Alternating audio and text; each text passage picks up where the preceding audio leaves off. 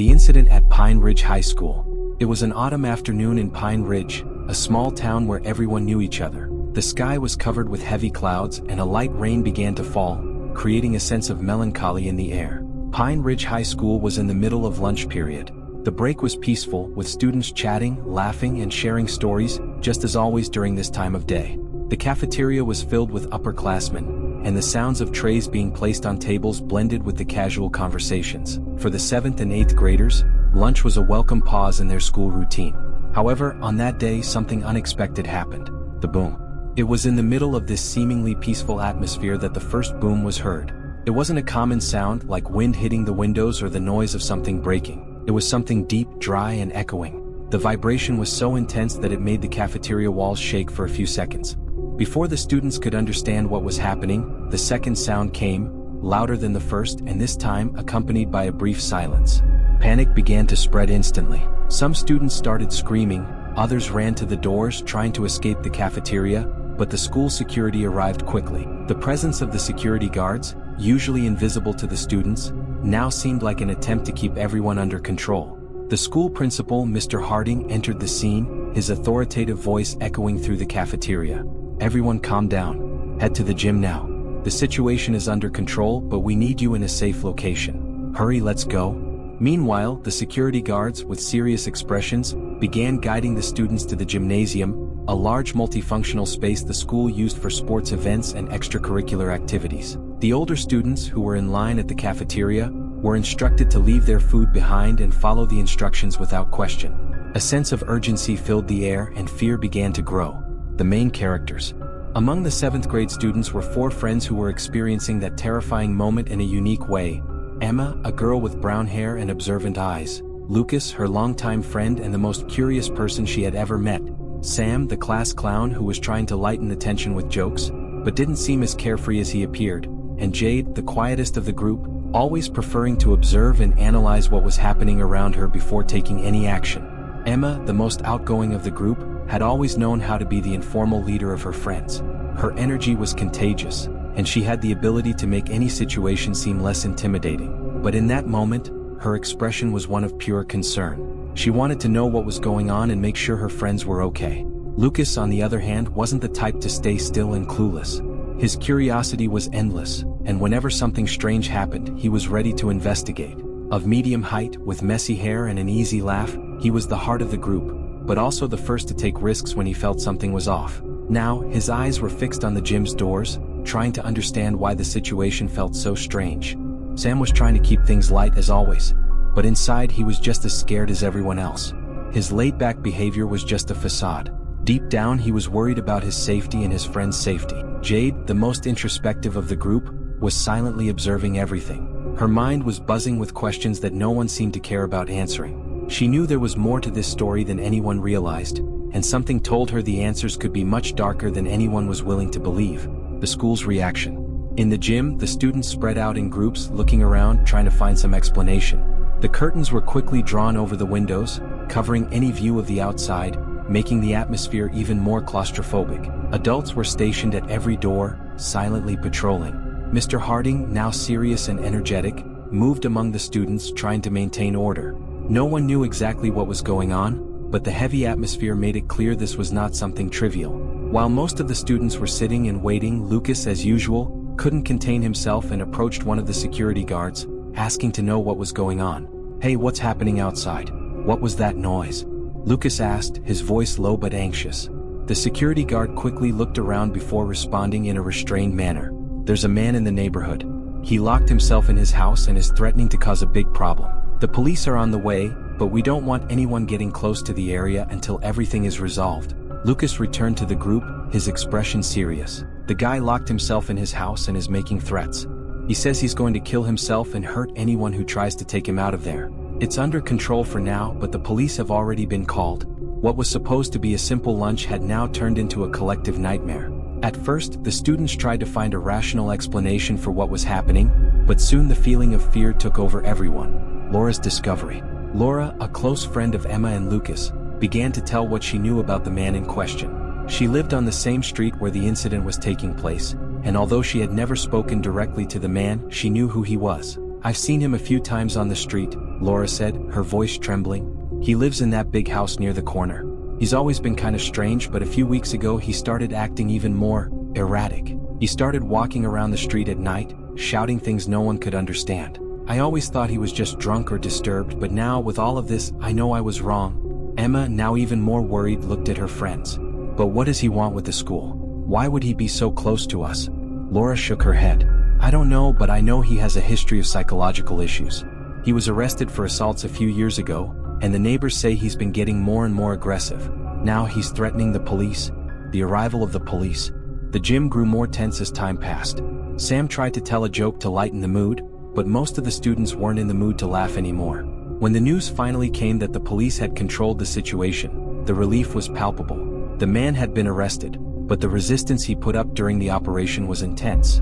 The police confirmed that he had barricaded himself inside his house and was shouting incoherent threats until he was taken into custody. The day, which had started like any other, ended in a strange and traumatic way. Though the students were escorted back to their classrooms, no one seemed the same. Everyone was uneasy with thoughts that haunted them. What else had happened there? How did the man get so close to the school without anyone noticing? As time passed, the story spread throughout the town, but no one seemed to fully understand what had been going on in that man's mind. And the most disturbing thing of all, who or what was really behind his behavior? Emma's return and the search for answers. Years later, Pine Ridge High School still seemed the same to Emma. She had returned as a teacher, an achievement she had never imagined reaching. However, as she walked through the same hallways where so many memories had been made, an uncomfortable feeling accompanied her. Something had changed, but at the same time, nothing seemed to have changed at all. The school routine carried on with the same monotony of lessons, but Emma couldn't stop thinking about what had happened that October afternoon. Though the panic and fear of that time had dissipated, the sense of unease remained, like a shadow that would not go away. Every time she passed by the gym, the memory of that horrible afternoon seemed to come back to life, with the muffled screams of students and the sight of the curtains being drawn across the windows to block any outside view. She still remembered the tension in the air, the feeling of that something terrible was about to happen, and even when the police finally arrived and the situation was controlled, the discomfort remained. As Emma organized her materials for the lesson, her thoughts drifted back to that day. Lucas, Sam, Jade, and she still talked about what had happened, but now in a more distant way, as if time had blurred the details. However, one thing wouldn't let her rest: the way the authorities had handled the incident. Although the police had arrested the man, Marcus Hale, and he had been taken into custody, there was something in the behavior of the officers, the rush with which the information was controlled, that didn't seem completely transparent. Emma's personal investigation. Emma decided she needed to understand more about what really happened that day, and the best place to start was within the school itself. When talking to her fellow teachers, she learned that after the incident, some details had been hidden from the school community. Many believed the police had handled everything quickly and efficiently, but Emma knew there was more to it than that. She began investigating the school's old files, searching for any information related to Marcus Hale, any mention that could explain his presence in town and what had really led him to act in that way. For weeks, Emma dedicated herself to digging through papers and old records, trying to uncover any patterns in the events that had led to that tense moment. She came across some old police reports, but most of the information was sealed or missing. What she found was even more intriguing: vague references to Marcus Hale in town event records, mentions of strange and alarming behaviors that had gone unnoticed, and some records of failed therapy attempts. The most disturbing part was an old school report indicating that, in previous years, he had been diagnosed with a severe psychological disorder, but the local authorities had failed to take appropriate action. For some reason, that man had been left on the fringes of society, ignored until his problems erupted in a violent and frightening way. Slowly, Emma realized that her search for answers was leading her down a dangerous path. She began questioning not only the school but also the local authorities and her own colleagues.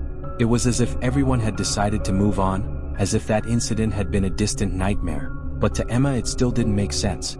The questions kept hammering away in her mind, and she couldn't shake the feeling that there was something much darker lying beneath the surface. Mind, why was Marcus Hale so close to the school that day? And more importantly, what had happened in his life that led him to act in such a disturbing way? The dark past of Pine Ridge. As Emma delved deeper into her investigation, she began to realize that Marcus Hale's story was connected to the very history of Pine Ridge. There were old rumors about something strange that had happened in the community, something no one was willing to talk about. During a conversation with an older teacher who had worked at the school for decades, Emma heard something that left her stunned. Pine Ridge has its shadows, dear, the teacher said, looking around as if expecting no one to overhear. This place has a history of mysteries and unspoken things. No one's ever talked about it, but there's something in our files that could explain why Marcus Hale turned out the way he did. That was the spark Emma needed.